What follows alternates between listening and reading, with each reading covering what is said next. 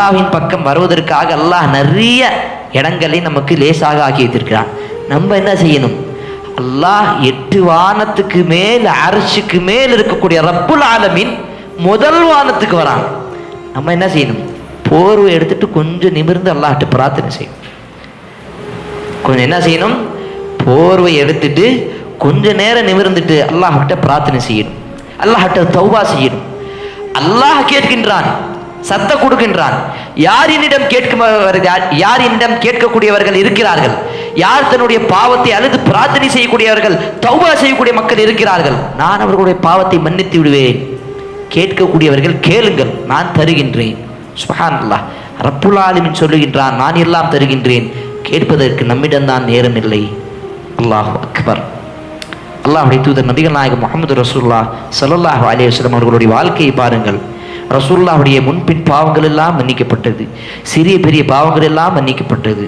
அந்த நிலையிலும் அல்லாஹ்வுடைய தூதர் ஆயிஷா ரலியல்லாஹு அன்ஹா அவர்கள் அறிவிக்கிறார்கள், ரசூலுல்லாஹி ஸல்லல்லாஹு அலைஹி வஸல்லம் தஹஜ்ஜுடைய நேரத்தில் கால் வீங்கும் வரை அல்லாஹ்வுக்கு நன்றி செலுத்துவதற்காக தொழுது கொண்டே இருப்பார்கள்.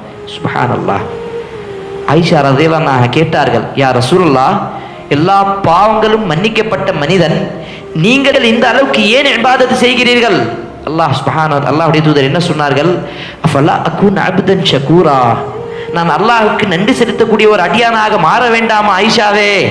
அல்லாஹ்வுக்கு நன்றி செலுத்தக்கூடிய ஒரு மனிதனாக நாம் மாற வேண்டாமா ஆயிஷாவே?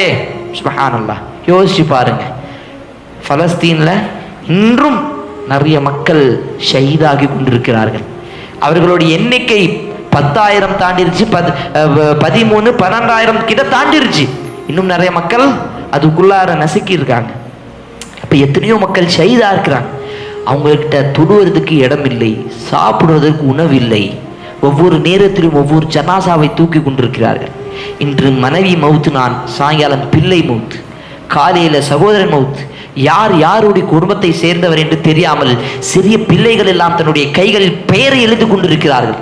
அப்படிப்பட்ட ஒரு சூழ்நிலையை, ஆனால் அந்த நேரத்திலும் அவர்கள் அல்லாஹ்வுக்கு நன்றி செலுத்துவதற்காக தொழுது கொண்டு அல்லாஹ்வுக்கு பிரார்த்தனை செய்து கொண்டிருக்கிறார்கள்.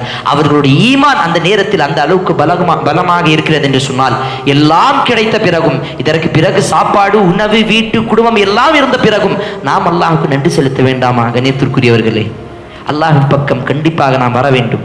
அல்லாஹ் நம்முடைய பாவத்தை கண்டிப்பாக மன்னிப்பான். எல்லா நபிமார்களும் அல்லாஹ்வின் பக்கம் வாருங்கள் என்று கூட்ட பிறகு, ஒரு அழைப்பு கொடுத்த பிறகு இரண்டாவதாக சொன்ன விஷயம் என்ன தெரியுமா? யா கௌமி அபுதுல்லாஹ் வஸ்தக்ஃபிரு ரப்பக்கும், அல்லாஹ்வுடைய இபாதத்